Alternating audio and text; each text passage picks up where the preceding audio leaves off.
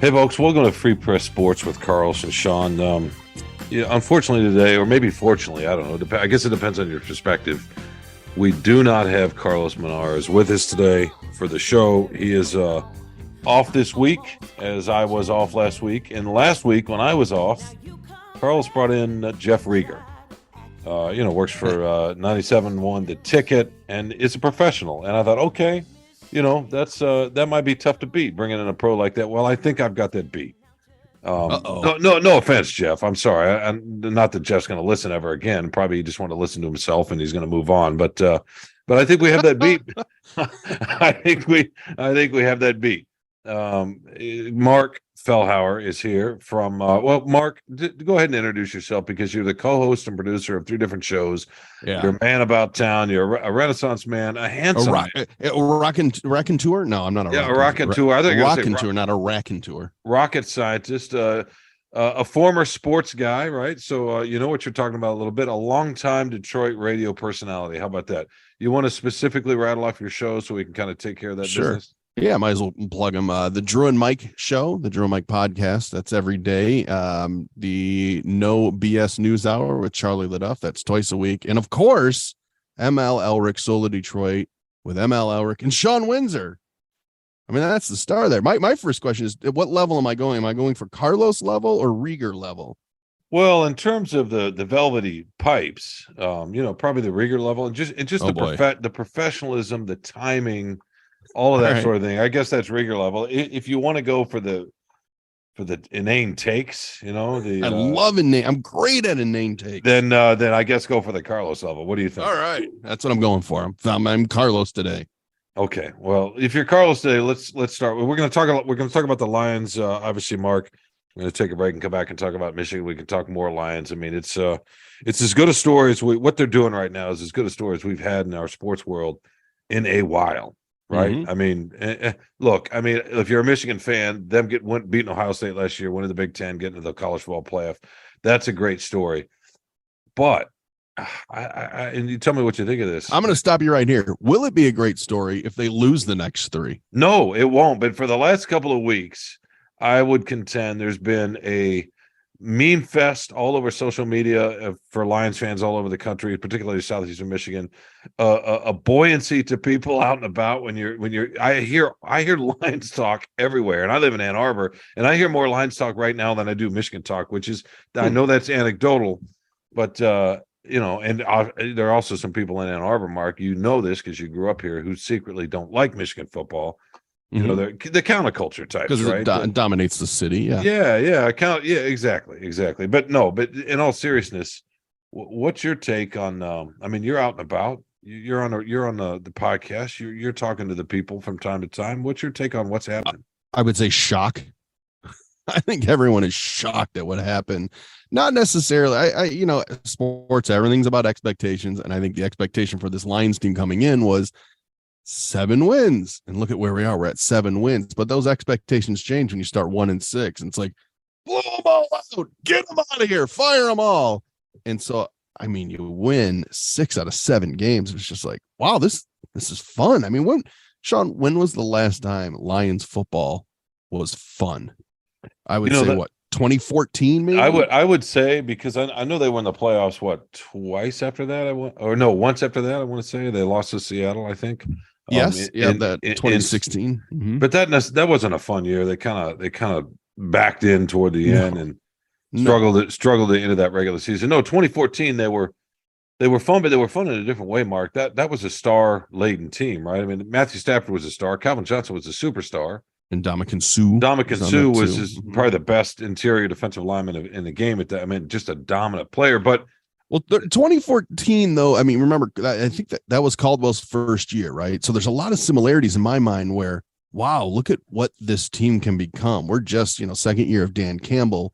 Look what this team might be able to do. And I think that's what was exciting about 2014, besides the fact they were 11-5, that, oh, here's more hope for the future, which is what all Lions fans love, is hope, right? They do. They want the future. The only thing I would contend, I think it's easy to forget this. Toward the end of that season, was especially after they lost to the Cowboys, and so many folks were upset with the non-pass interference call on Brandon Pettigrew over the middle, right? And then all the Stafford haters were like, "Well, look, he missed. Was it Johnson or somebody was open in another part of the field?" But I got news for those people. You can do that to every quarterback on every play. You sure can, and we don't want to go ahead and rehash that game per se. But I think one of the currents that year, late that year, Mark, was that Sue was going to be a free agent. It was going to be really difficult to keep him, and if they did keep him, they were going to have so much money wrapped in those three players with Calvin and Stafford. If they re-signed Sue, that how are they going to round out the roster? And that was, to me, really the only difference. This team it's got 4 rookies starting on defense, right? This team has a lot more young guys. And it seems like the talent level lines up better with the contracts and the salary cap. And you pair that with what Brad Holmes, the general manager, has shown he can do in the draft so far. They the first depth. 2, right? Yeah. So that's what feels a little bit different to me. They don't quite have the star power of that team. I was just going to say, you mentioned all the star power on that other team, the 2014 team. Who's the star on this team? I kind of like it. There's no, who is the superstar? Aiden Hutchinson, a rookie? I mean, is it Goff? Is it Amon-Ra? Amon-Ra is probably their best player relative to the position. Talent-wise. Yeah. Oh, without a doubt. To the position. But, is he ever going to be a superstar receiver? Are people going to be wearing his jersey outside of this market? No. Probably no. not. That's not. That's the measure of a superstar. Jameson Williams could maybe get there, right? I mean, who knows? I mean, one game. But he's got the kind of electric ability. Whether that translates consistently, we'll see. But you know who the superstar of this team is? Dan Campbell. Yep. Period. Full stop. I mean, he is the face of the franchise right now. It's a little weird having a coach be the face of the franchise. In the NFL, in the college, at the college level, because they're there longer. The coaches are the face, right? Generally. But at the NFL level, you're right. I mean, Bill Belichick, I guess, would be the best example. But even he was playing, he was coaching a team with probably the biggest star in the NFL, right? So yeah. It's funny because you're talking about the feeling from the fans' perspective and how we're kind of maybe absorbing this. I think last week against the Jets is a prime example where, my first thought after the 51-yard touchdown to Brock Wright is, oh my gosh, there's too much time on the clock. The Jets are just going to prevent defense up and kick a field goal and tie it. And they almost did. And if you want to say same old Lions would have been the Jets just score on that drive and they lose in just a laughable fashion. But there's something weird to see the fact that they actually stopped that drive and they didn't get the field goal. I as a fan of a Lions, I just don't remember the last time that happened where, this is what's supposed to happen. You're supposed to score and win the game now. The other team just doesn't automatically get the field goal. Where the Lions get the breaks, right? It was funny because I wrote about this. This. It was a great point. Good teams get breaks. Right, they do get breaks, and it was setting up as the same old Lions. I mean, I hate to use that phrase. It was. You convert Zach Wilson, who's been struggling all year, was benched for Mike White, and Mike White gets hurt. Zach Wilson comes back because he's alienated from his teammates a little bit. I don't know if we're, how overblown or not all that is. In any case, he converts a 4th. He's terrible. He's terrible. He's not a good quarterback. No, he's not good. But he converted a 4th and 18. Right, that same play, that 4th and 18 with however many seconds left, is converted to I'm trying to remember, Elijah Moore maybe is the receiver. Is it Elijah Moore? Sounds about right. Yeah, he's on the team. Who caught the pass, gets down onto the turf with 1 second left, and Robert Saleh, the Jets coach, calls the timeout. To me, that's setting up as St. Lions. You convert a 4th and 18, and there's 1 second left, so you even get to attempt the field goal, right? How many fans back in Michigan? I was at that game in New York. How many fans, or New Jersey? How many fans back here we're going, oh my God, here we go again. I can't believe they're going to get this, have a chance at this field goal. I think if you're older, everybody felt that way. Maybe, I don't know. That's just how they've been for decades and decades, except for a few years here or there, sprinkled here or there. It was really interesting going back to this 1-6 start. What games do you remember from the 1-6 start? Is there any games that pop out in your head? Yeah, several of them, and I was Because thinking there's two that pop out in my head. well, I'll tell you the first one, and I remember this very vividly, and I don't know if I told this to Carlos or not. He might dispute this, but I told it to somebody. It was the opening game against Philadelphia in the second half, and I remember um, thinking, "Wow, this team looks different." And even though they lost that game, I may have even written that afterwards. Like, and I wrote that a couple of times during that 1-6 stretch, and I think Carlos did too, to his credit. That they did, even though they were losing, they looked different. And I know Mm-hmm. that sounded crazy to say, but I remember thinking that against the Eagles. To be honest with you, I'm like, wow, this team looks like they might be pretty good. See, that's the unbiased sports reporter answer. Because from a fan's perspective, the two games that stick out are the Patriots, where they came out and just laid an egg and did nothing and got dominated by a not very good New England Patriots. And the Vikings. No, the Cowboys right after the bye week, and they got blown out on the road.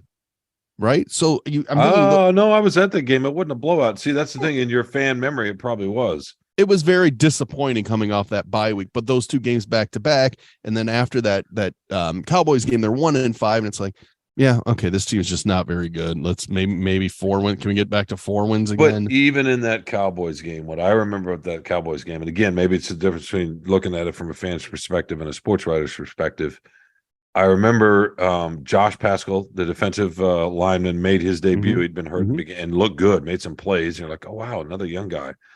And I also remember Jamal Williams fumbling at the goal line in I want to say the fourth quarter, which would have given the Lions the lead.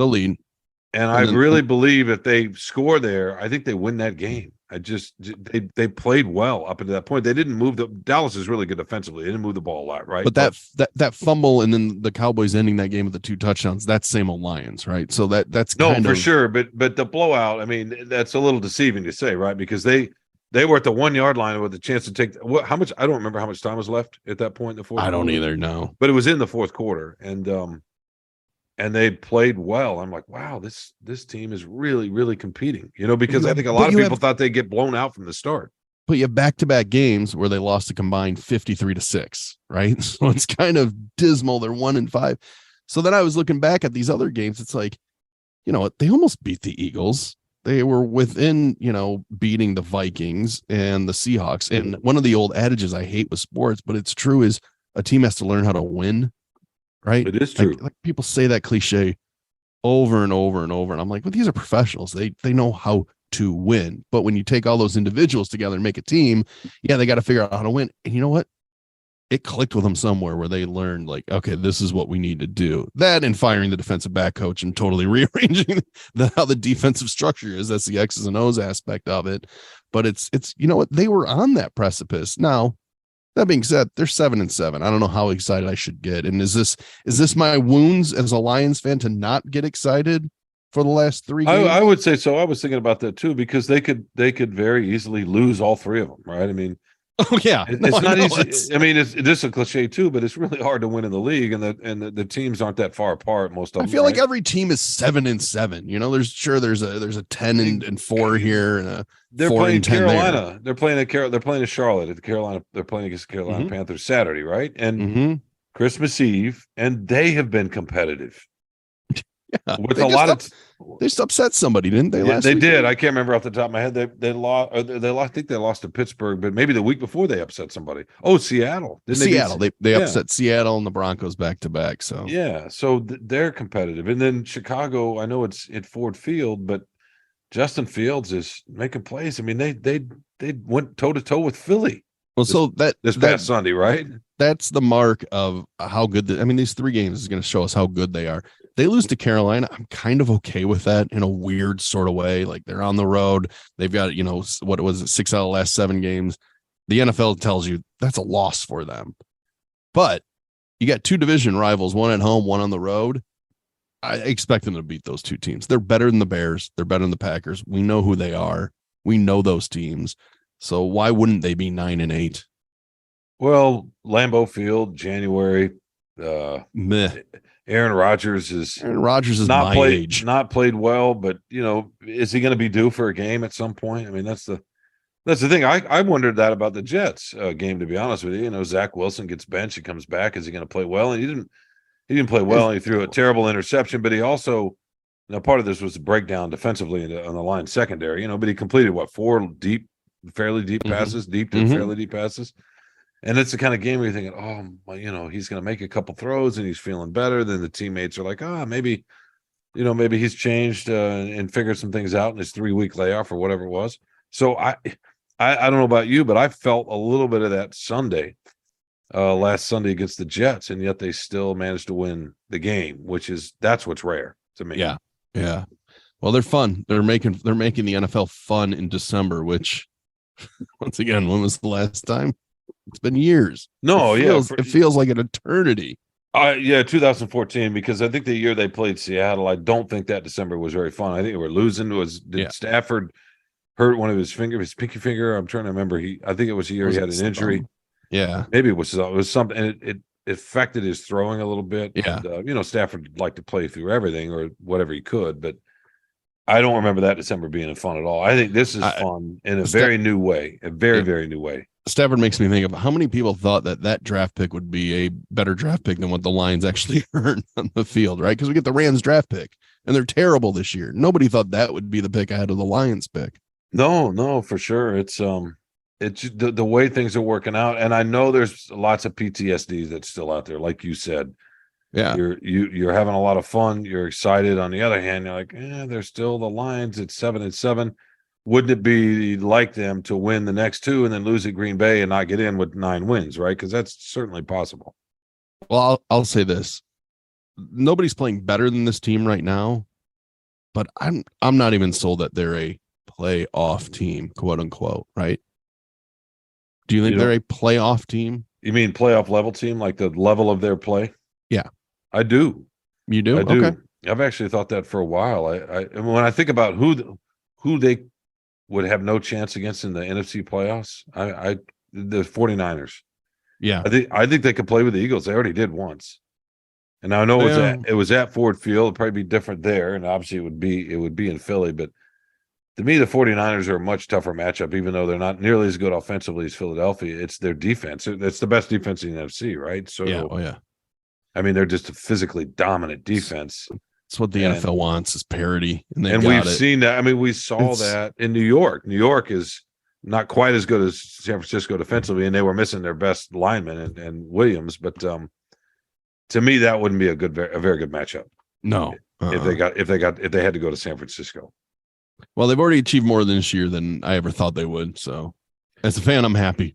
I'll take it. You like the way they're. I mean, what's your sense though of just the buzz out there? What do you feel? I mean, are you texting with your father? Oh yeah, your relatives, your pals. I mean, my buddies. Yeah, we all have a string, on the group me messages thing, and yeah, it has gone from, well, yeah, haha, Lions again. They lost. They found another way to lose. To honestly, holy shit! Like, what is going on here? This is not how this team has played. And you know what? Of course it's not, because this team's different. Every team's different from the team before them. Campbell is Dan Campbell is not responsible for Matt Patricia's regime. Can't speak today. Regime. He's not, but yet he has to pay for those sins in our minds because that was so awful. It's not fair to him, but it's not. That's why he gets the big bucks. No, it's not. I mean, we saw the way that they played for him late last year, and you're thinking, okay, maybe there's something to that. On the other hand, in the larger context of the franchise, you're like, okay, then no, that doesn't mean anything. Mm-hmm. But the truth is, looking back, it kind of did, right? I mean, the way I think it did. The way they. Well, I think that's that whole learning how to win aspect. That too, but the way they play for him. It's funny because I was listening to a national show recently, and they were talking about the Lions kind of winning almost despite Dan Campbell, because some of the decisions, a lot of fans love to pick the clock management, the play calling. Mm-hmm. He kicked a field goal against the Jets. That was the latest. It's ridiculous, but yeah. And, I wrote about that actually in one of the game columns, the idea that he was giving up 16 yards of field position and, trying to figure out the math of that.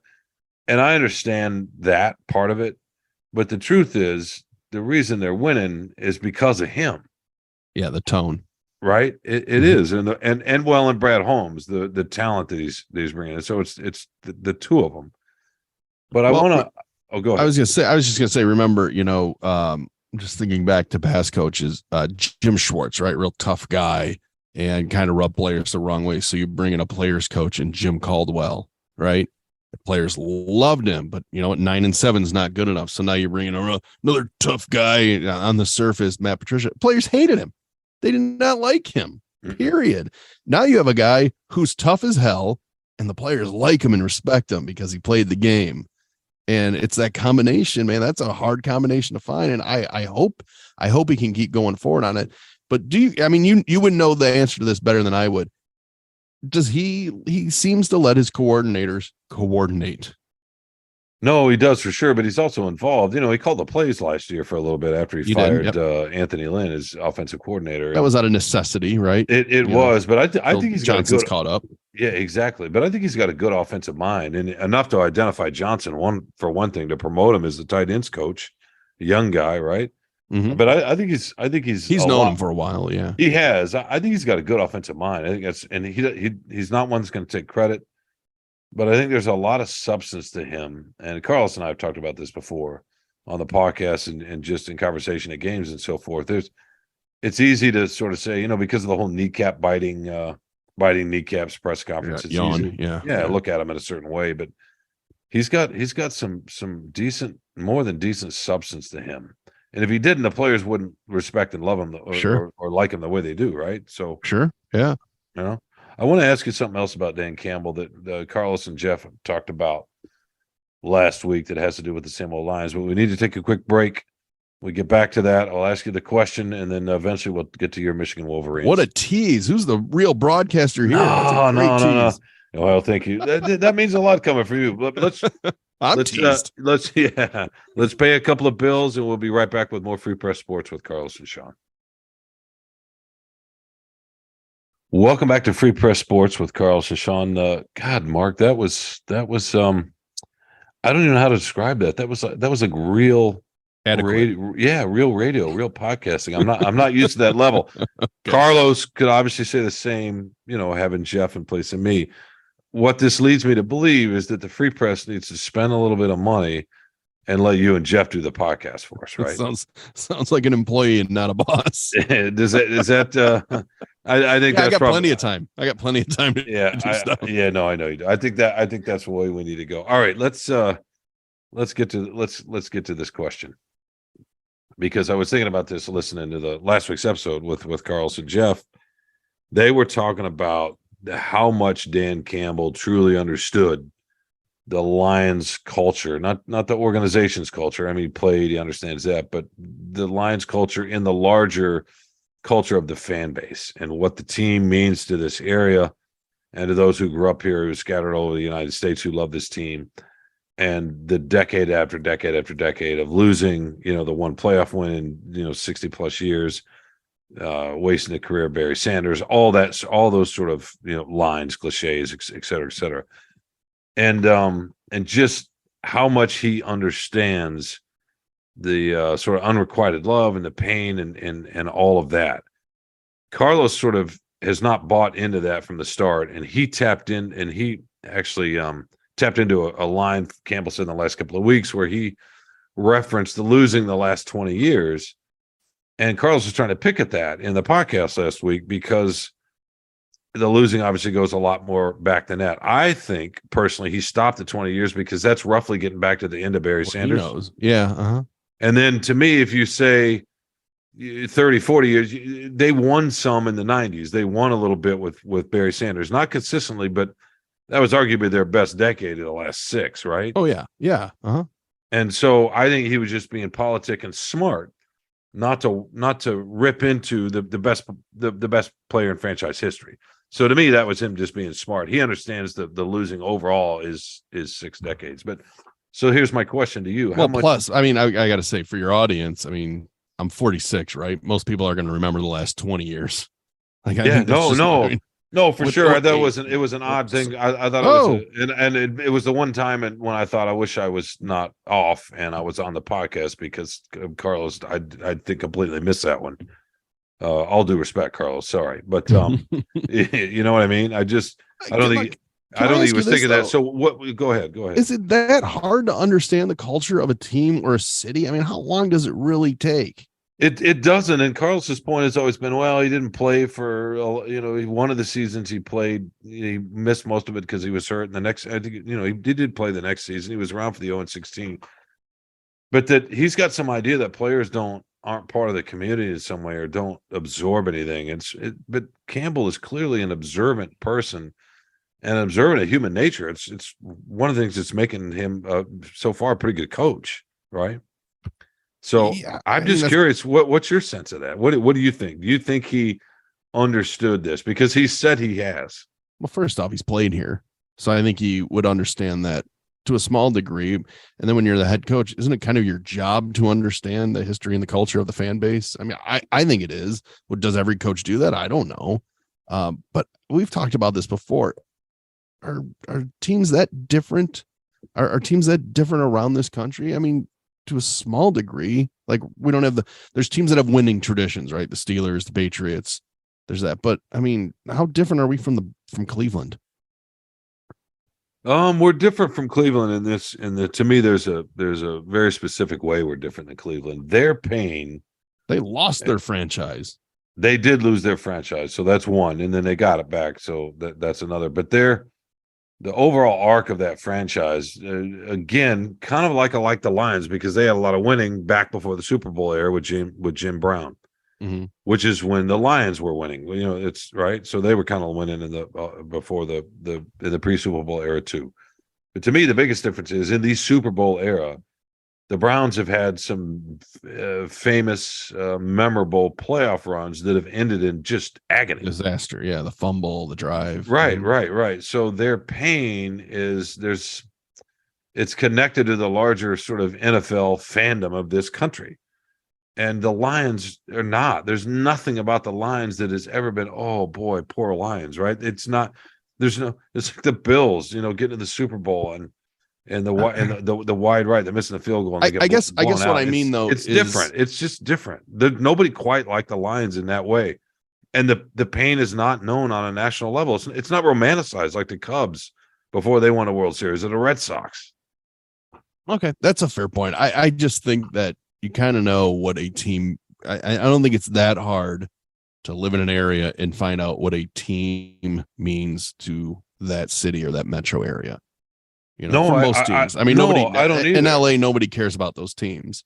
But he's in New Orleans. I mean, everything in New Orleans is the Saints. No, they love the Saints. The Miami's an aloof area where he was too. But the Dolphins have a very good stronghold on that area. Not like the Miami Heat don't, even though they won championships. Because football's different. I just don't think it's that hard to learn about a culture and what a team means to a city.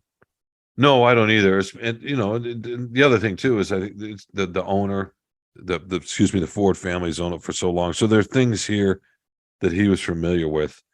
And I'm curious, this is, I guess, my real question to you. Do you think that they may have finally found, you were talking about the combination of being tough and also understanding and being able to relate to players and what a great combination that is. Do you think the other part of this equation for him is that he does understand that he did play here? Yeah. The way he has talked, he's used his press conference sometimes to say almost like, I feel your pain. He hadn't said that directly, but he kind of has. Even a couple of days ago, he was on the 0-16 team. I think he understands the pain. He was, and even now, it's Sunday after the game, he was talking about he knew his players had been tied a little bit, right? They'd been playing free all year. They had nothing to lose. And all of a sudden, that New York game was the first time where there was an expectation and they had a chance to get to 500. And if they win that, then the playoff chase is real, like really real. And he sensed his team. He talked to him about it at halftime. Hey, we're playing not to lose when we still don't have anything to lose. So he's really great at tapping into that. But your thought on that part of this, the larger. Is this a guy who's coming in and he just happens to be the right guy who understands this area and this team and its place in it? I think, oh boy, maybe I'm a little cynical there. I think it's just a lot of luck, right? Because we've had coaches here before that match what the city feels, right? Blue collar, tough, grind it out kind of guys. We've had that here before. That we just had it with Matt Patricia. Like that's what he portrayed. I think he was a total phoney. Yeah, he was. No, that was different. No, and I'm not he's talking about tapping into the blue collar nature. It's just the you know what I mean? But what understanding a fan?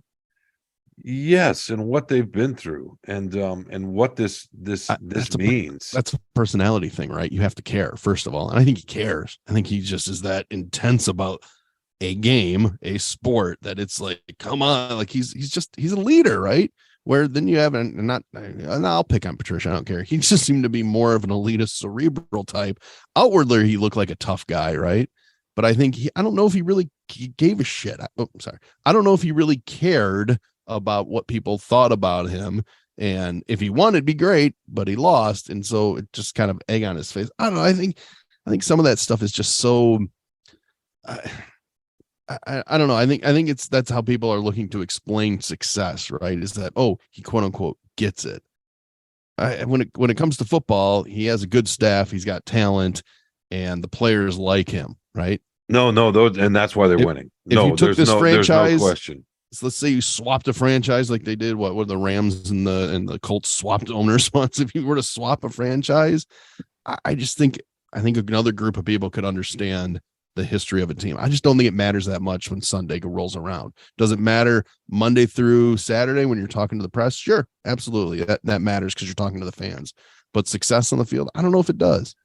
No, I'm with you on the field. There's no question that the talent and the strategy and relating to players and motivating players. It's paramount. Yeah, no, that's it, right? That's the thing. The other stuff to me is kind of a bonus, but it's just interesting that he seems to have tapped into to some things here. You're right. If they were 1-13 right now, people would say it wouldn't matter. Yeah, no, he'd be fighting for his job, right? It wouldn't matter. Yeah, it just wouldn't matter. You're absolutely right. So I just think it's interesting that he seems to have a pretty good handle.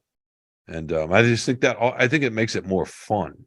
Well, I think that's part of the fun. You know what? The guy is fun, right? He's a fun guy, and he works for the people of this area and the fans of this team, right? The tough guy who is taking the struggling franchise forward. Now, if Mike McDaniel was the coach here, if we hired Mike McDaniel instead of the Dolphins hiring him, would it have that same feeling? I don't think so. I mean, he's just a different type of guy. He works better in Miami because he's, younger and just seems a little more flashier. It's just, it's one of those things I think where you look for ways to connect success back to the area. No, you do. What's interesting about him too, and we need to move on and get to Michigan here. But what the other thing that's interesting about him, you're talking about the tough guy and the connect and the blue collar. At the same time, you hear. I don't know if you saw. Full disclosure, I did not like a lot of his introductory press conference because I thought it was a lot of rah BS stuff. And you didn't think it was real.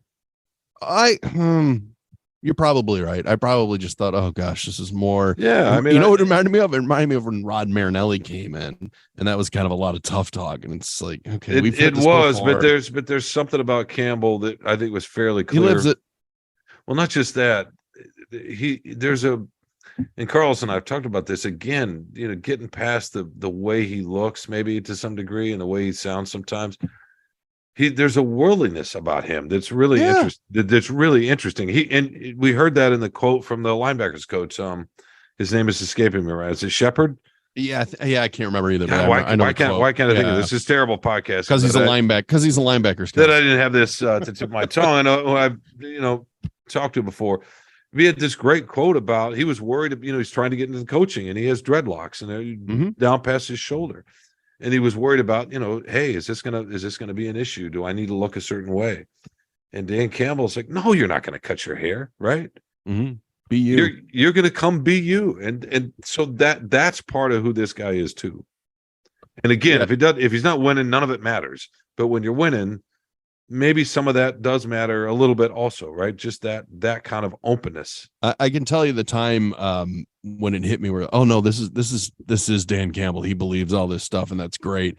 Is when on Hard Knocks he went down that Metallica thing about the train when he was reading the lyrics. Do you remember that? I do, because that was so nonsensical, like what he was saying. But it's like, oh, this guy just really loves Metallica, as do I, and really loves this song and wanted to make it a connection. So it's like, yeah, he is living this mantra. He really wants to eat kneecaps. That's not just a saying. That's a mentality. That's when it clicked for me, because that Metallica thing is so nonsensical that it's like, oh boy, this is a belief system. I like this guy.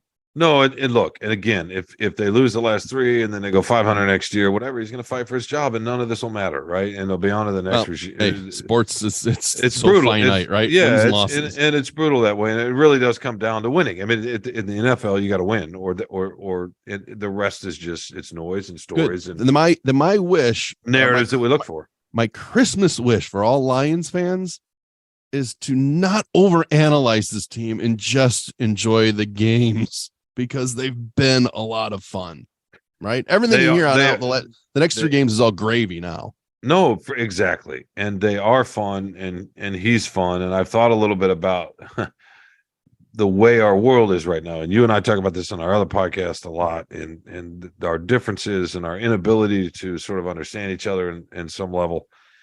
And I've been thinking about this with Campbell lately, and not that he needs to ever be a politician, but I think one of the things that's appealing about him, again, the winning that he's got to win, is that what we just mentioned, that he seems to be able to connect and be open with and curious about all sorts of kind of people. Mm-hmm. And I think that's part of the appeal. I mean, obviously if he's losing, it's not.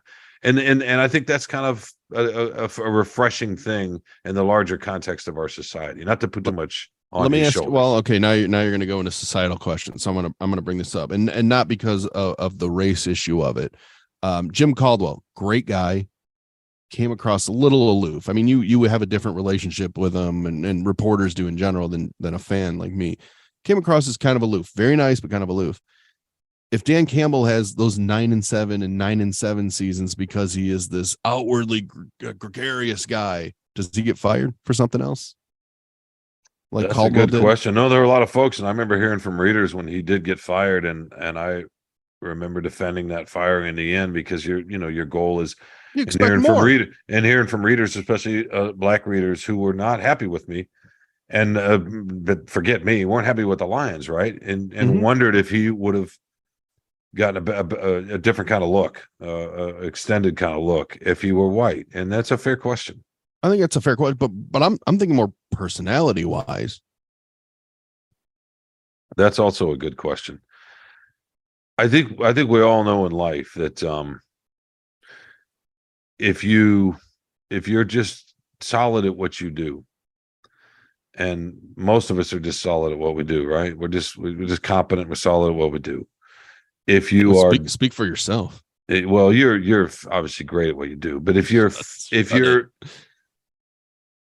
also easy to get along with, mm-hmm. and you don't make much noise, and you just kind of do your thing, and you're accessible when you need to be, and you don't talk crap, right? You don't gossip. I mean, just all the kind of things you think about in a workplace office. And I know that the offices and that work culture is changing, but in that way, you're just a decent, thoughtful person, on top of being just a nice, solid pro or whatever it is you're doing.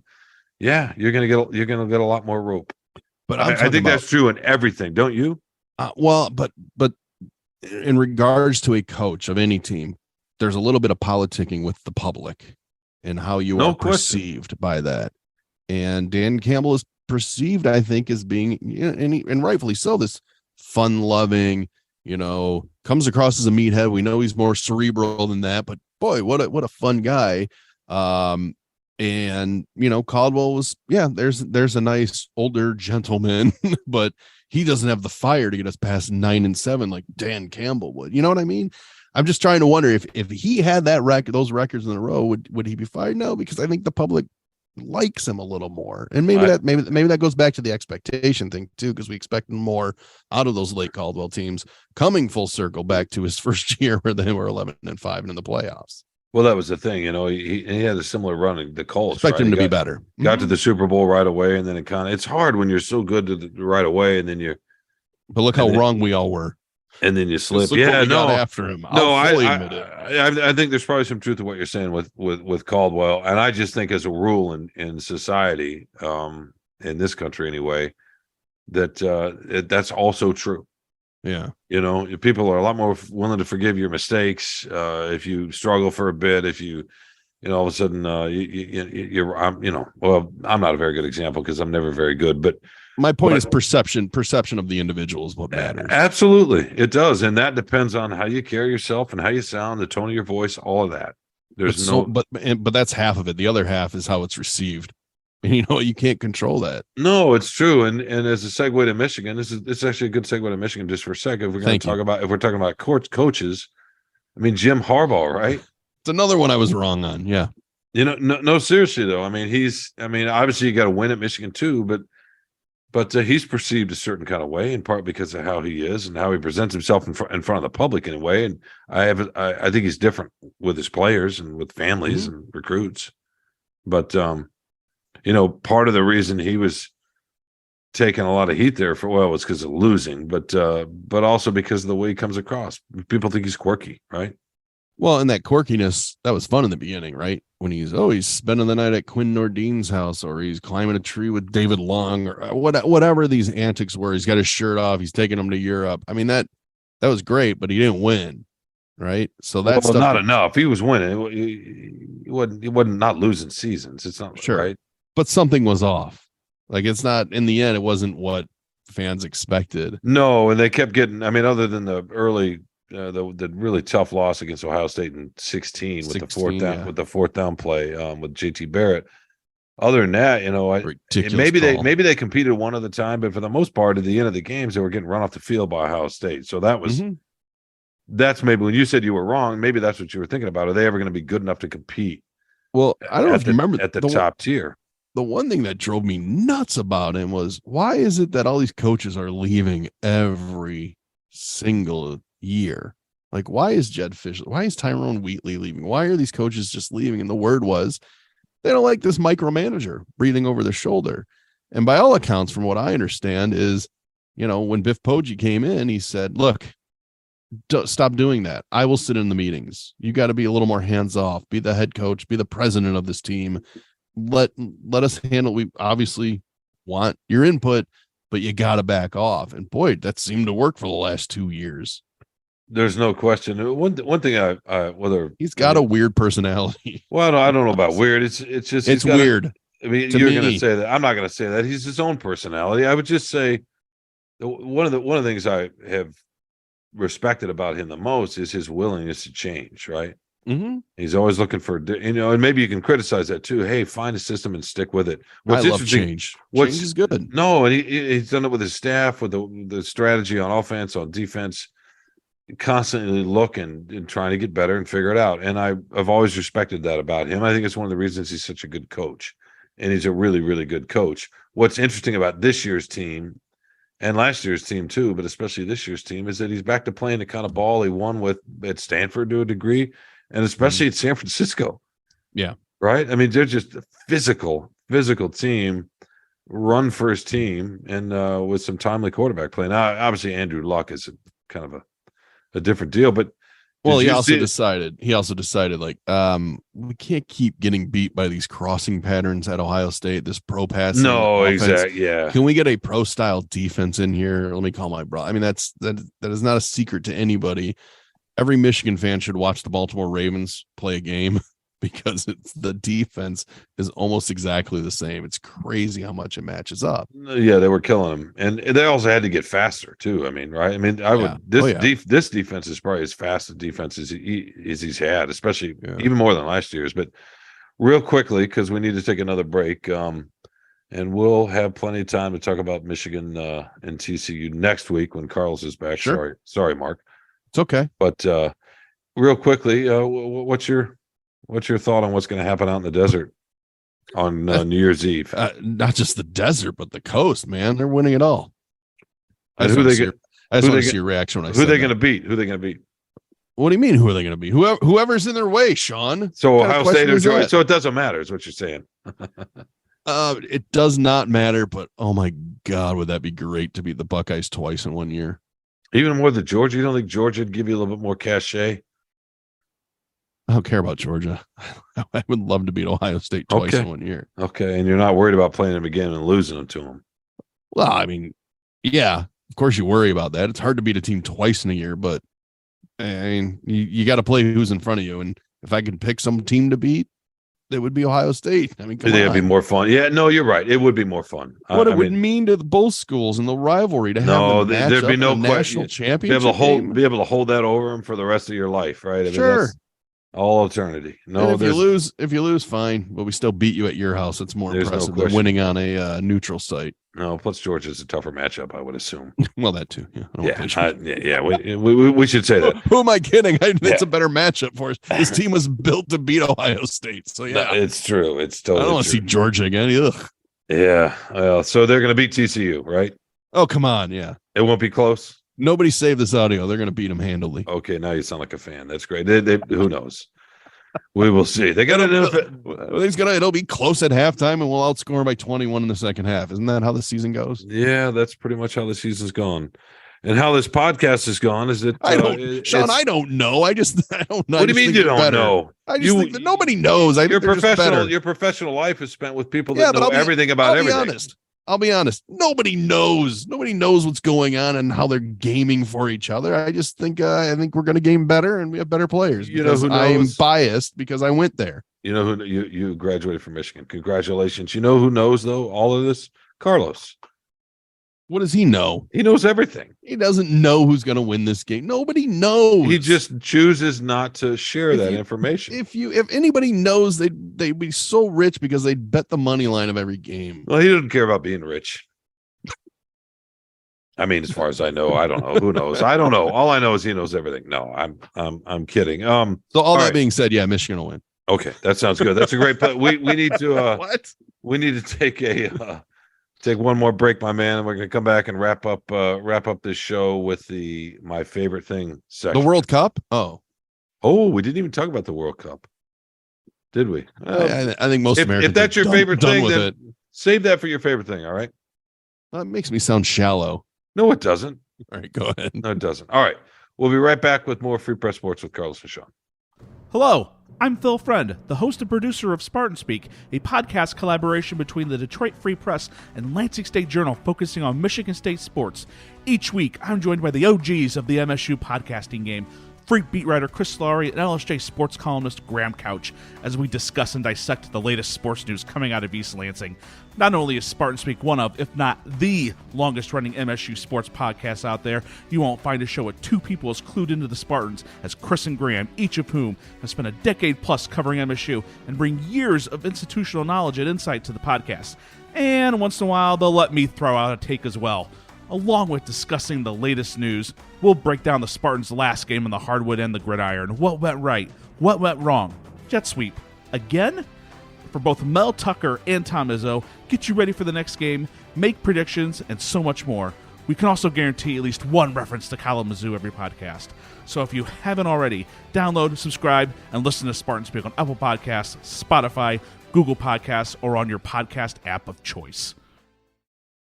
Welcome back to Free Press Sports with Carlos and Shawn. Mark, thank you, man. Thanks for taking the time to do this. Thank you for asking me. Well, of course, it's my privilege to prop me up. It's normally I think I was just standing next to you when you found out Carlos wasn't available this week. Oh no, well, it was actually we kind of knew this ahead of time, but no, that's a good story. I just I want to thank you for propping me up. It's not easy to do. Carlos has to put up with me every week, and I mean, I guess it doesn't have to, but he chooses to, and I'm grateful for that too. We didn't have a big argument, though. We need a big argument, right? Isn't that sports talk nowadays? You got to disagree on something. Yeah, I guess so. I guess it's the way it's going. I don't know. You and I don't generally argue. It's the other part of our the other co-host of our that's true. Our podcast that we argue with, right? Yeah, and for your sake, Carlos, on this one, it's all their fault. Yeah, it is. You know why? Because they're not here. They're not there. They're similar personalities too, right? You know, they like themselves a little bit too much on the surface. Yeah, we just don't like each other ourselves. Yeah, no, I don't like myself at all, and I don't pretend to like myself. So it's I don't know. It's just simplified that way, right? Sure. Yeah. All right. Enough psychoanalysis of personalities. Yeah, no. My former one of my former sports editors, the great G. Myers, actually, who ran the Free Press Sports Department for years and years, who was fantastic, used to say to me that I was the happiest depressed person he ever knew. Is that a compliment or is that I'm not sure, I but can't figure that one out. I thought that's Was your first response to go, I'm not happy or I'm not depressed? yeah, I know. I thought that was pretty funny. In any case, all right, time for the favorite thing. Have you come up with something? Or Do you want me to go first? I can. You can. Well, I'm going to do two because one's kind of a jumping off point, and the other's just kind of people can roll their eyes at it. You can roll your eyes at my favorite thing was today. I got to go to the kids' school and participate in the Christmas party with my pre-K daughter, which was a lot of fun. I got to read to the class. Got to do pin the carrot on the snowman. So that's awesome. It's awesome. I gotta tell you, I live in a very cynical world and people around me. So it's kind of nice to see, life through children's eyes sometimes and know the madness that goes on at their school. So that it was chaos, but it's the kind of chaos that when you're done with it, it's like, that was fun. That was good to see that, to see a bunch of 4 and 5 year olds. So that's the real one. In the world of sports, it's undoubtedly that game on Sunday on the pitch. Over in Cotter with the World Cup finale because it was just a fantastic game. Wait. Will you explain to Carlos what a pitch is? It's the field that they play on in soccer. Yeah, right. But I mean, it was I don't know. Did you watch it?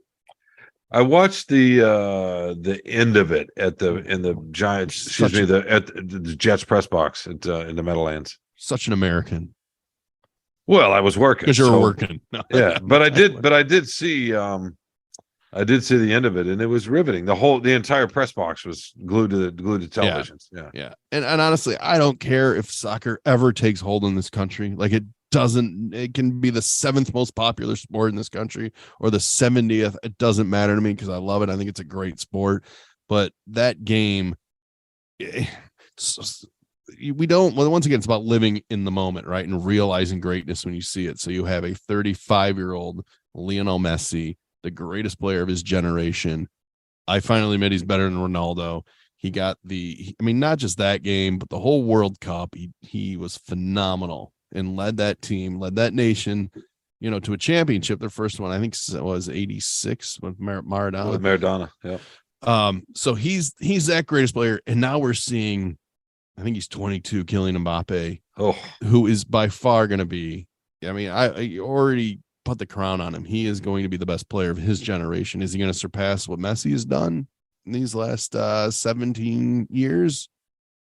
I don't know. That remains to be seen. But you have these two great guys who are teammates, by the way, on their professional club team, battle each other so well. It was just in the world of sport, watching that for 3 hours was just like, wow, these are two of the greatest players, and they're playing just peak performance on the biggest stage.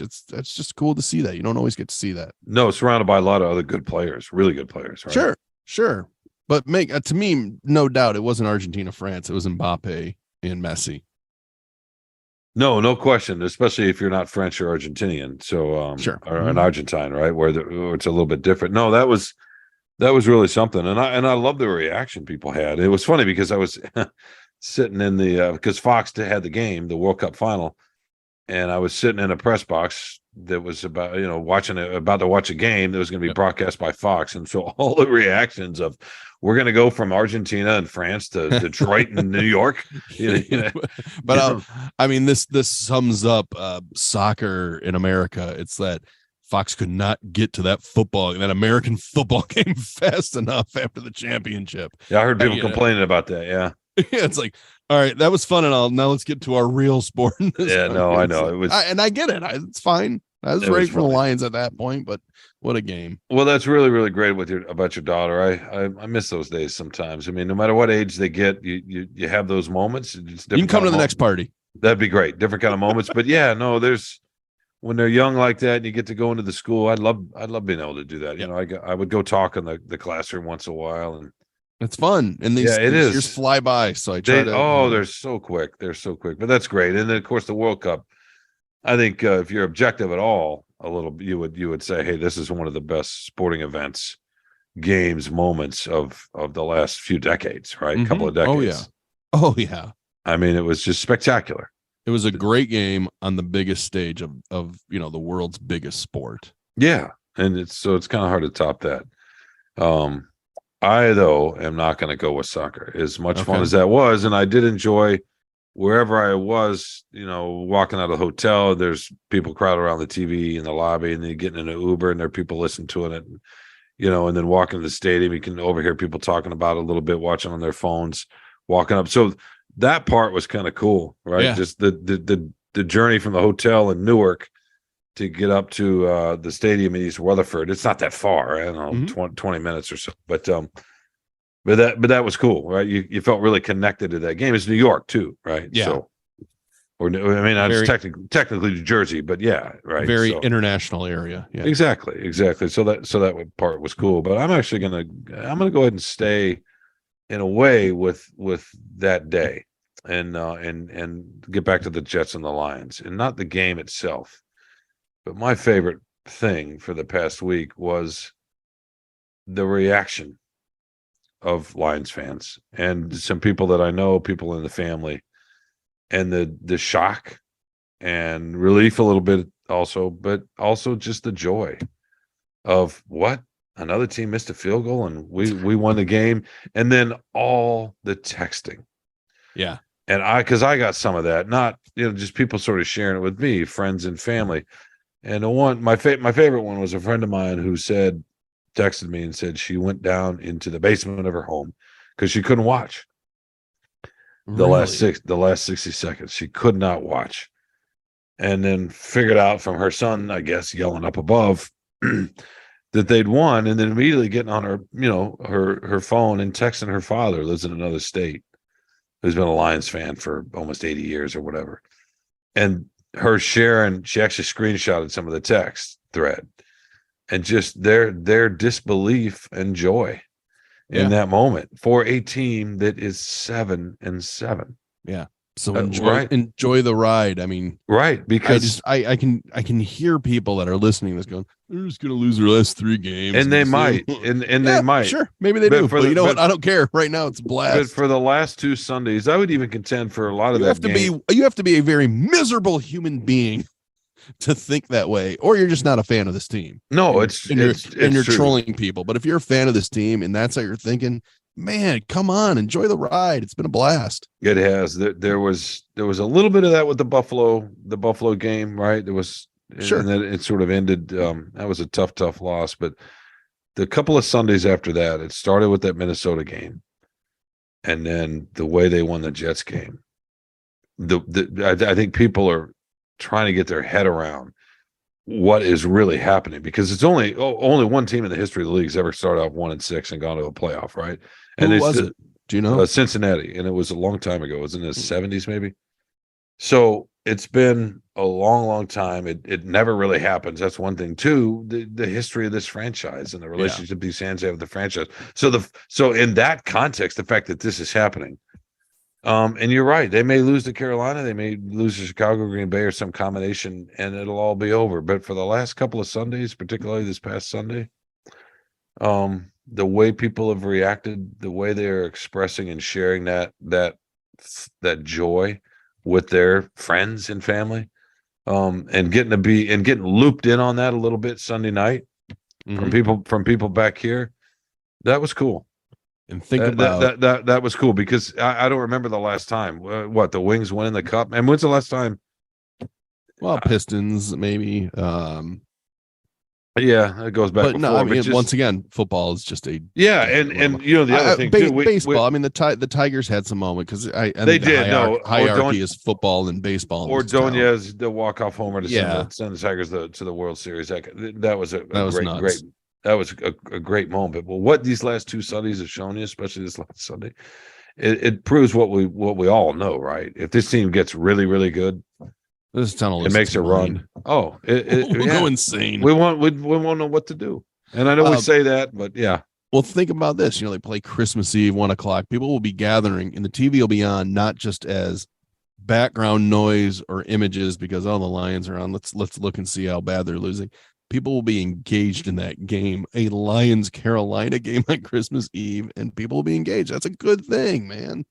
It is. So real quickly. So that was my sport. So I wanted to do Okay. mine. I wanted to do mine reverse here because I like your idea of doing two things, one sports, one non-sports. And I'll talk to Carlos about it and see if he's okay with that. But I'm already reshaping things. yeah, you are.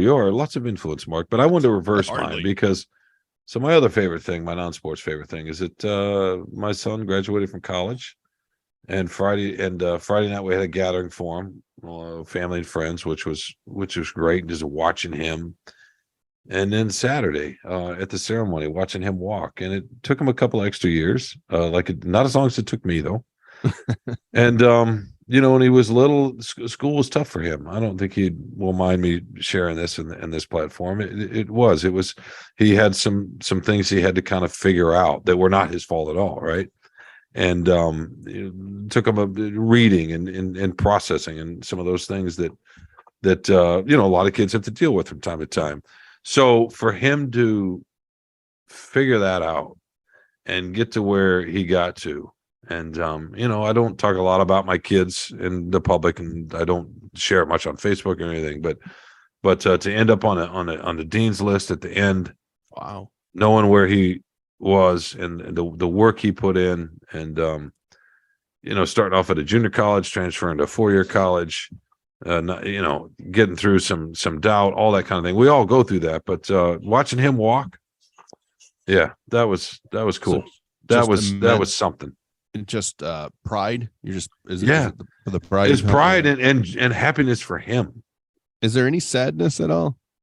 A little bit, yeah. Bittersweetness. Absolutely, yeah. Absolutely. Yeah, absolutely. It's that's weird. I mean, because he's got his presence is just, the mixture of pride and just sadness when you're a parent. No, there's no feeling like it. No, there's no question. There's no question. But yeah, no, to see that, I mean, it's funny because I write excellent. about that. I write about that from time to time. I watch that as part of my job and that's the beautiful thing about sports is you watch people get to accomplish certain things or win in a way, or even just making a professional league in some way, and the work they put in, the things they've overcome in their lives, it's all relative, of course. But so I write about that. So I, right.